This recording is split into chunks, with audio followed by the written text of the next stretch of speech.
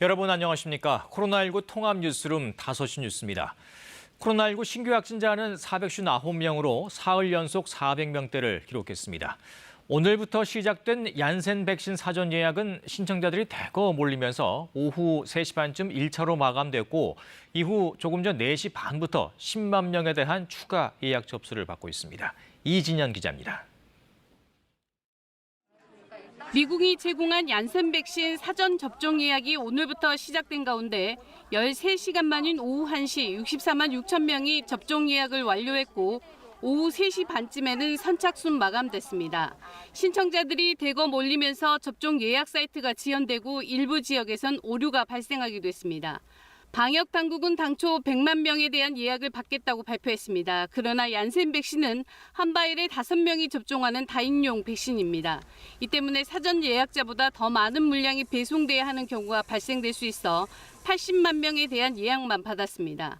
방역 당국은 오후 4시 30분부터 10만 명분에 대해 추가로 사전 예약을 시작했습니다.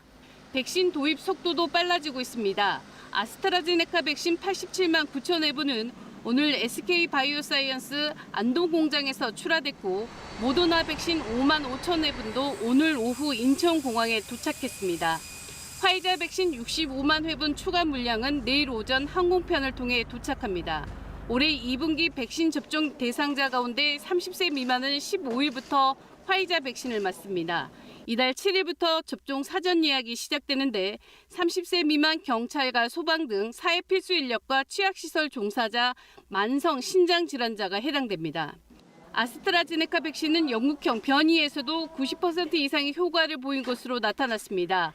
방역 당국이 집단 감염이 있었던 요양원과 병원 4개 기관을 분석한 결과입니다.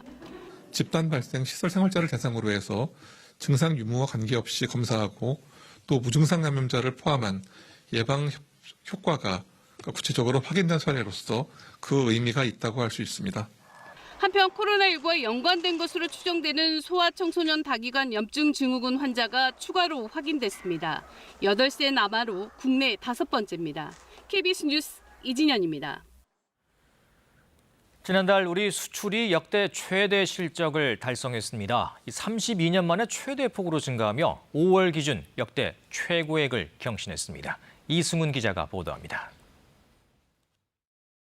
산업통상자원부가 밝힌 5월 수출액은 507억 3천만 달러입니다. 지난해 같은 기간에 비해 45% 넘게 상승하며 5월 기준 역대 최고 기록을 갈아치웠습니다. 증가폭으로 보면 88년 이후 32년 만에 최대 폭입니다. 수출은 지난해 11월 플러스로 전환한 뒤 7개월 연속 증가세를 이어가고 있습니다. 특히 4월과 5월에는 통계 작성 이래 처음으로 2달 연속 40%대 성장률을 기록했습니다.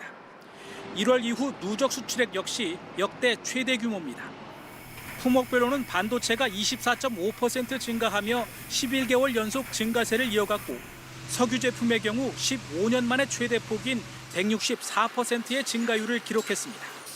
자동차와 석유화학도 90%가 넘는 상승률을 보였고 가전과 2차 전지도 호조세를 이어갔습니다.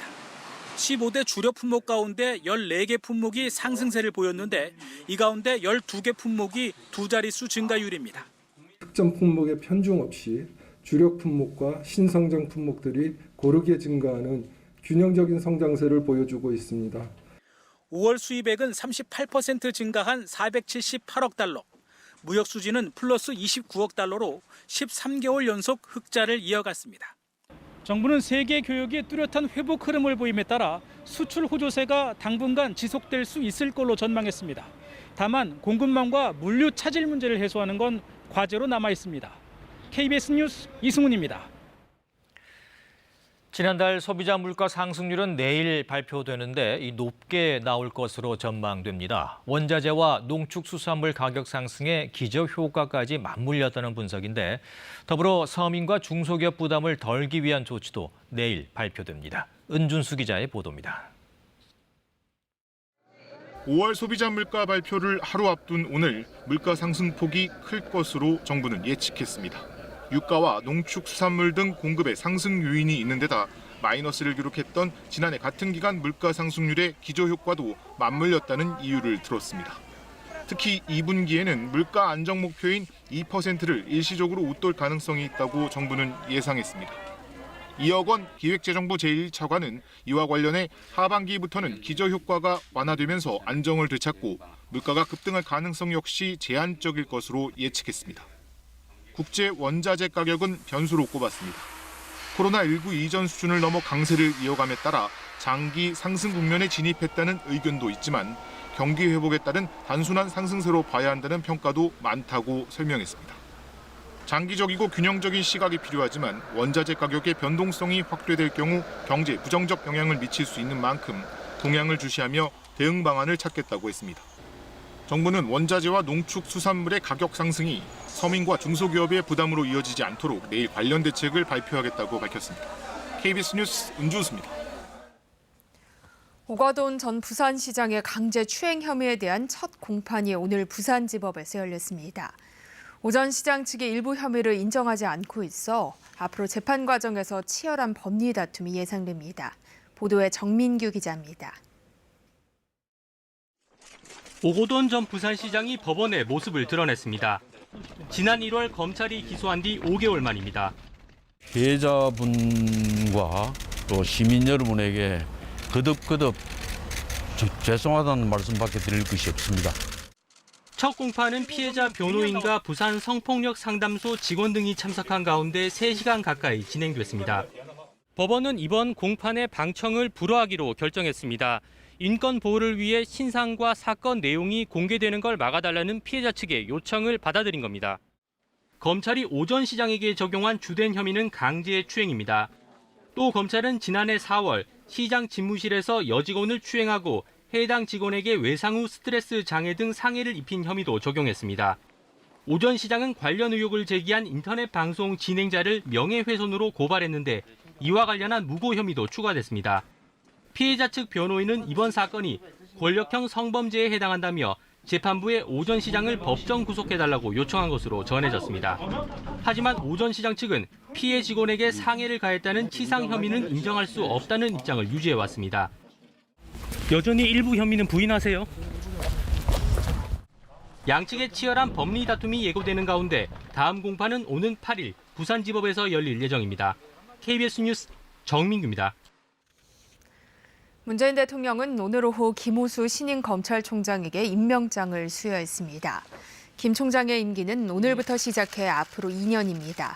문재인 정부 들어 야당 동의 없이 장관급 인사가 임명된 것은 김호수 신임 총장을 포함해 33번째입니다. 선임 부사관에게 성추행을 당했다고 신고한 공군 여성 부사관이 극단적인 선택을 한 사건이 발생해 군 검찰과 경찰이 합동 수사에 나섰습니다.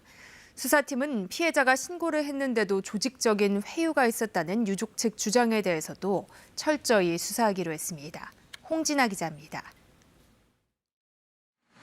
충남 서산에 있는 공군부대 소속 여중사가 선임 중사로부터 강제추행을 당한 뒤 지난달 스스로 목숨을 끊은 사건과 관련해 군 검찰과 경찰 합동수사팀이 꾸려졌습니다.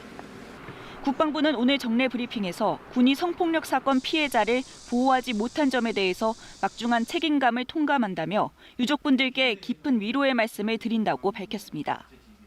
서 국방부 장관은 사안의 엄중함을 고려해 성폭력 사건뿐 아니라 상관의 합의 종용이나 회유, 사건 은폐 등 2차 피해에 대해서도 군 검경 합동수사팀을 구성해 신속하고 철저히 조사하도록 지시했다고 국방부는 밝혔습니다. 공군 참모총장도 이번 사안의 엄중함을 깊이 인식하고 있다며 명명백백히 진실을 규명할 것을 강력히 지시했습니다. 해당 사안의 조치 전반에 대해서는 공군 참모차장이 직접 총괄할 계획이고 공군 인사참모부 주관으로 유가족분들에 대한 지원에도 모든 정성을 다할 것을 약속드립니다.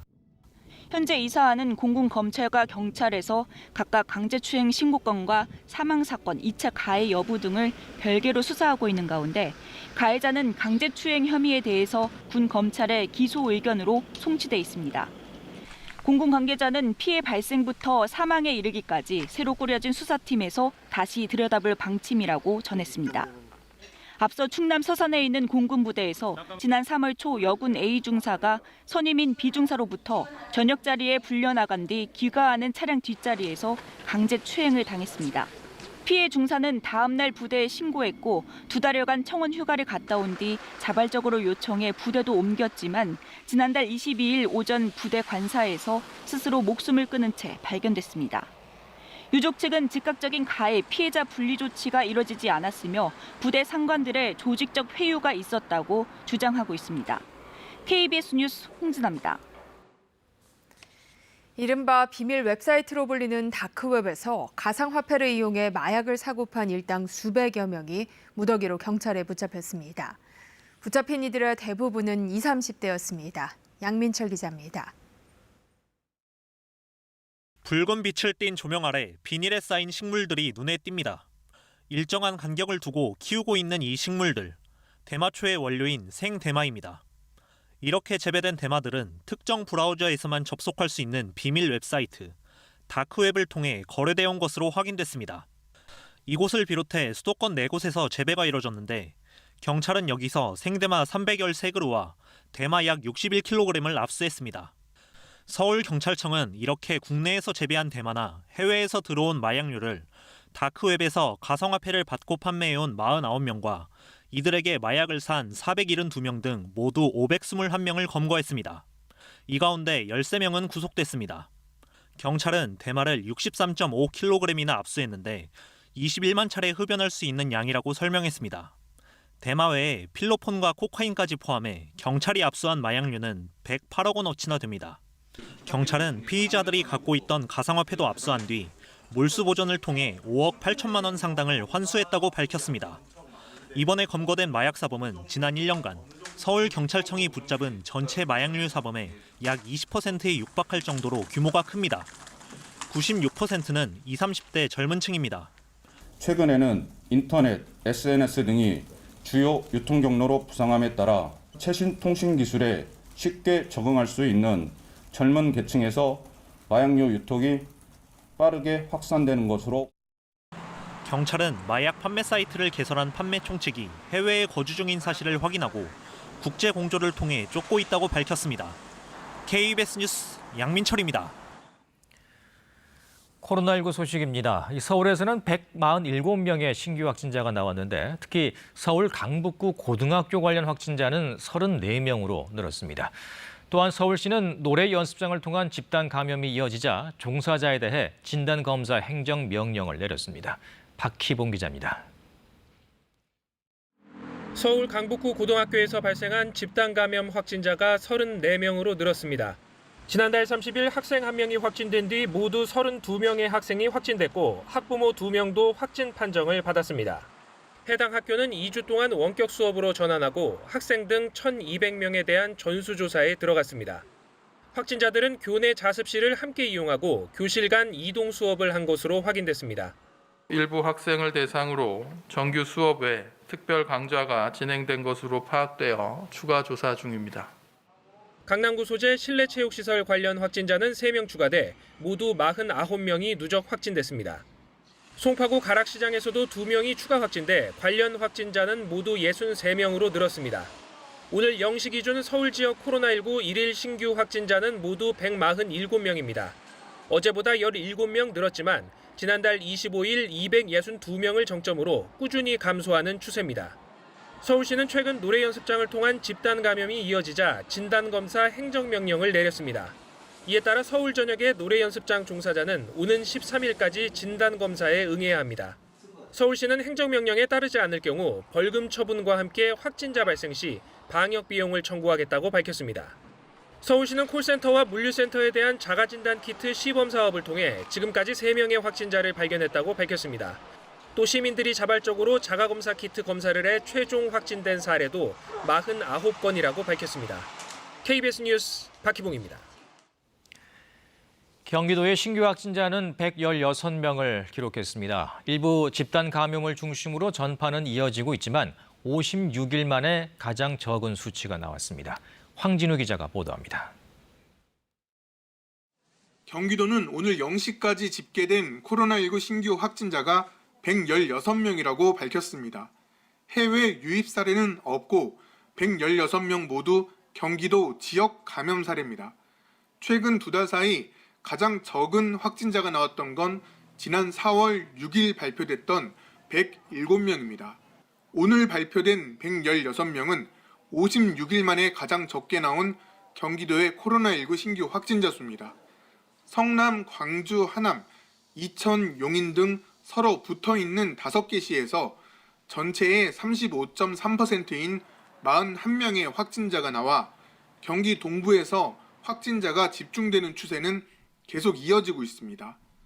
주요 집단 감염 사례의 확진자 증가 현황을 보면 이천시의 한 축산물 가공업체에서 3명의 확진자가 추가돼 누적 확진자가 11명으로 늘었습니다. 군포시의 한 어학원에서도 1명이 더 나와 누적 확진자가 66명이 됐고 구리시의 한 어린이집에서도 1명이 더 나와 누적 확진자가 15명으로 증가했습니다. 소규모 연쇄 감염은 74명으로 63.8%고 감염 경로가 아직 명확하지 않은 사례는 34명으로 29.3%입니다. 사망자는 1명이 늘어 경기도의 코로나19 누적 사망자는 639명으로 증가했습니다. 한편 코로나19 확진자와 접촉한 것으로 의심돼 4번째 자가 격리에 들어갔던 이재명 경기지사는 음성 판정을 받았습니다. 경기도는 도청 집무실에서 능동 감시를 받게 될 거라고 밝혔습니다. KBS 뉴스 황진우입니다. 미국은 월요일까지 우리의 현충일에 해당하는 메모리얼데이 연휴였습니다. 이 백신 접종이 확대되면서 이 기간 수많은 인파가 나들이에 나섰는데 아직 승리를 선언하기에는 성급하다는 경고의 목소리도 나왔습니다. 워싱턴 김기현 특파원입니다. 메모리얼데이 연휴를 맞아 미국에선 모두 600여만 명이 국내선 항공편을 이용한 것으로 나타났습니다. 자동차 경주장에는 최대 수용 인원에 가까운 13만여 명이 집결했고 거리 퍼레이드를 지켜보는 수천 명의 관람객들도 대부분 마스크를 벗었습니다. I'm feeling free. No mask. It's so good to be out and it's a beautiful day. Thank you, Jesus. 전미 자동차 연합회는 올해 메모리얼데이를 맞아 관광에 나선 미국인이 모두 3,700만 명으로 지난해보다 60%가량 증가한 것으로 추정했습니다. 코로나19 팬데믹 직전이었던 2019년과 비교하면 13%가량 낮은 수치지만 꾸준한 상승세가 계속될 것으로 내다봤습니다. Pack your patience because airports are going to be more crowded and you're going to be there with travelers who maybe haven't traveled in a year, so they're a little rusty, so the TSA lines might be a little long and a little slow. 이 같은 움직임에 미 백악관 코로나 대응팀 수석 고문인 앤서니 파우치 박사는 성급하게 승리를 선언해선 안 된다는 경고를 내놨습니다. 확진자 증가폭이 지난달 초에 비해 절반 이하로 떨어지고 사망자 역시 줄었다고는 해도 여전히 가야 할 길이 멀다는 겁니다. 실제 미 질병통제예방센터 CDC 집계 결과 최근 일주일 동안 하루 평균 코로나19 확진자는 18,900여 명, 사망자는 442명으로 나타났습니다. 워싱턴에서 KBS 뉴스 김기현입니다. 국내 항공사들이 코로나19 여파로 중단됐던 괌과 사이판 노선 운항을 1년여 만에 재개합니다. 제주항공이 오는 8일부터 인천 사이판 노선을 운항하고 아시아나항공도 다음 달 같은 노선에서 다시 운항합니다. 대한항공은 11월 운항하는 인천 괌 노선 항공권 판매를 시작했고 진에어는 현재 주 1회 괌 노선을 운항하고 있습니다.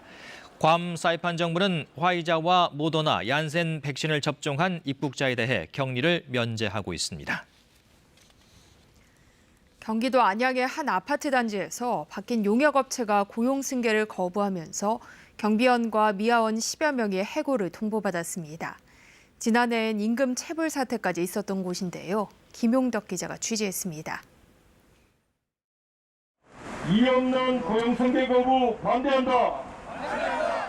일자리를 잃은 것은 경비원 12명과 미화원 4명. 더 일할 수 없다는 통보를 받은 건 불과 이틀 전이었습니다. 이유를 대략해도 이유도 말 안 해요. 돈을 많이 주니까 이분들 한 달에 150, 160이에요.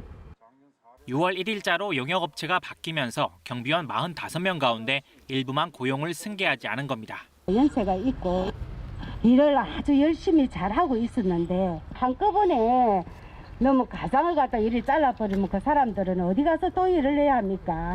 지난해 9월에는 입주자 대표들 사이의 갈등으로 아파트 노동자 90여 명의 임금이 2달 동안 체불되기도 했었고 11월부터는 기존 경비 계약까지 종료된 상태에서 경비원들이 반년 가까이 일하기도 했습니다. 계약서 없이 그냥 구두로서만 연장 우리하고 있느냐 아닙니다. 딱 그 말밖에 없었어요. 갑질입니다. 왜냐하면 작년부터 그것이 지금까지 이어져 왔습니다. 얼마 전까지 일하던 전 관리소장도 경비원들에게 문제는 없었다고 말합니다. 문제는 전혀 없었어요. 일 잘하셨어요? 네, 잘했어요. 특별히 의의도 없는데 내 추측에는 미포인 사람들을 정리한 것 같은 생각이 드는데 이와 관련해 용역업체는 취재를 거부했고 입주자 대표는 업체 선정만 했을 뿐 고용 문제는 관여 안 했다고 밝혔습니다. 지역 비정규직센터는 시청과 노동청에 감사와 감독을 촉구하고 소송 등 법적 대응에 나설 방침입니다. KBS 뉴스 김용덕입니다. 해외에서 총기 부품을 밀수해 소총과 권총 등을 만들어 판 일당이 경찰에 검거됐습니다. 이들은 총기 부품을 자동차나 장난감 부품이라고 속여 수입 통관 절차를 피했습니다. 장성길 기자입니다. 경찰이 권총 방아쇠를 당깁니다. 일렬로 세워놓은 캔맥주 4개가 산산조각 납니다. 1cm짜리 나무 합판 7장도 그대로 관통합니다. 이 권총은 40대 남성 A씨 등이 해외에서 밀수한 부품으로 짜깁기에 만든 것인데 위력은 실제 총에 육박합니다. 총기 관련 인터넷 카페 동호 회원인 이들은 지난해 초부터 해외 총기 사이트에서 부품을 사 국내로 들여왔습니다. 자동차나 장난감 부품으로 속여 수입 통관 절차를 피했습니다. 인터넷에 올라온 동영상 등을 보고 권총과 소총 등을 만들었고 수백만 원씩 받고 동호회원들에게 팔기도 했습니다. 제작, 판매, 유통에 동호회원 7명이 개입했는데 현직 군인인 부사관도 있습니다. A씨 등이 만든 총기는 총기 번호가 없어 추적이 불가능한 데다 강화 플라스틱 재질로 금속 탐지마저 불가능해 이른바 고스트건으로 불립니다.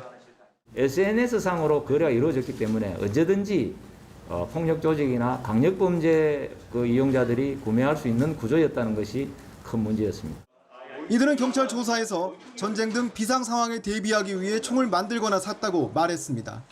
경찰은 권총 5정과 소총 1정 등 총기류 138점을 압수하고 40대 A씨를 구속해 검찰에 송치했습니다. KBS 뉴스 장성길입니다. 불이 난 집에서 잠을 자던 80대 할머니가 무사히 구조됐습니다. 할머니가 화를 피한 건 불길 속에서 수돗물을 뿌리며 구조할 시간을 벌어준 이웃 덕분인데요. 할머니를 구한 의인은 의용 소방대원인 젊은 농부였습니다. 오정현 기자입니다. 평생 살던 흙집과 아껴 쓰던 살림살이 모두 타버렸지만 87살 서순이 할머니는 괜찮다고 되레 다행이라고 말합니다. 불은 헌에 타고 그래서 알고 보면 왜 불나 그런 게 그냥 그 사람들 나만 끄재다 저래도 와버렸어. 그래갖고 싹 돌아가고 타버렸잖아. 어머니만 살았으면 괜찮아요. 그래. 솥뼈를 고던 아궁이에서 나무 처마로 불은 할머니가 잠든 사이 순식간에 번졌습니다. 더 큰 일을 당하지 않은 건 은인 덕이라고 할머니는 말합니다. 의용 소방대원 서수길 씨가 그 주인공입니다. 서 씨는 소방차가 올 때까지 할머니 집 마당 호스를 붙잡고 불과 싸웠습니다. 본능적으로 담을 넘게 됐죠. 불이 보이니까. 그래서 이제 일단은 소화기도 없고 아무것도 없는 상황에서 일단 보이는 게 수도가. 누군가를 도우며 살고 싶었다는 젊은 농부. 그러나 사정이 마땅치 않아 찾은 방법이 의용 소방대원이었고 그렇게 1년째 불 끄는 시민이 돼 살고 있습니다. 어렸을 때부터 힘들게 살다 보니까 옆에 도움을 많이 받았어요. 주위 분들한테. 저도 남한테 좀 도움을 주고 싶어서. 의용 소방대원은 바람대로 사람을 도왔고 할머니는 그가 낸 순간의 용기가 고맙습니다. 내가 안 죽고 살라고 사람을 잘 만났잖아. 네. 그래요. 고맙소 고마워. 네. KBS 뉴스 오정현입니다. 이어서 오늘의 주식 시황을 KB증권에서 전해드립니다. KB증권입니다. 6월의 첫 거래일 국내 증시가 5월 수출 개선세에 힘입어 상승 마감했습니다. 코스피가 사흘 연속 상승세를 이어갔고 코스닥은 개인이 매수에 나서면서 6거래일 연속 올랐습니다. 오늘 코스피는 17.95포인트 상승한 3,221.87에 코스닥은 2.81포인트 오른 984.59에 마감됐습니다. 전일 미국 증시는 메모리얼 데이를 맞아 휴장했습니다. 코스피는 개인과 외국인의 매도세에도 기관이 매수에 나서면서 3,220선에 올라섰습니다. 현대차와 기아가 4년 만에 자동차용 강판 가격을 올리기로 하면서 철강업체들이 상승했고 삼성중공업이 컨테이너선 수주 소식에 강세를 보였습니다. 최근 콘텐츠 부분에 대한 투자를 이어가고 있는 카카오는 외국인의 매수세에 힘입어 4거래일 만에 또다시 종가 기준 신고가를 경신했습니다. 반면 오너 리스크가 해소되며 이틀 연속 급등했던 남양유업이 하락했고 LG생활건강은 차익 실현 매물이 쏟아지며 약세로 마감했습니다. 오늘 원달러 환율은 5원 내린 1,105원 90전에 거래를 마쳤습니다. 지금까지 KB증권이었습니다. 현재 전반적으로 구름이 많이 끼어 있습니다. 북쪽에서 또다시 비구름이 발달하면서 수도권과 강원도 일부 지역에서는 약하게 비가 내리기도 했는데요. 수도권과 강원 지역은 저녁까지 산발적으로 빗방울이 떨어지는 곳이 있겠습니다. 내일은 전국이 대체로 맑겠고 강한 햇볕이 기온을 크게 끌어올리겠습니다. 일단 남부지방 내일은 30도를 웃도는 곳이 많겠고 남부지방뿐만 아니라 중부지방에서도 기온이 30도 안팎까지 오르면서 오늘보다 더 덥겠습니다. 이렇게 기온이 높게 오르면서 대기가 불안정해지는 곳이 있습니다. 강원 영서 북부와 충북 북부에서는 대기가 불안정해 오후 늦게부터 산발적으로 소나기가 쏟아지는 곳이 있겠습니다.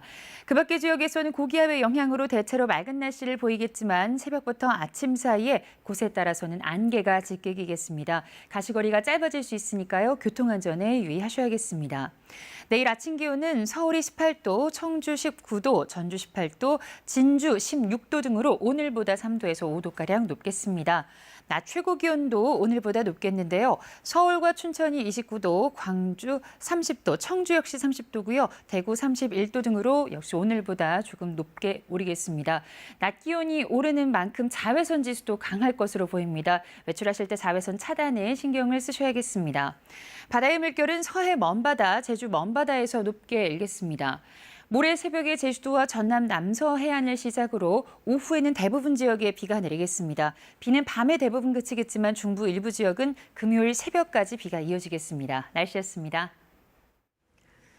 코로나19 통합 뉴스룸은 7시 뉴스에서 이어집니다. 시청해주신 여러분 고맙습니다.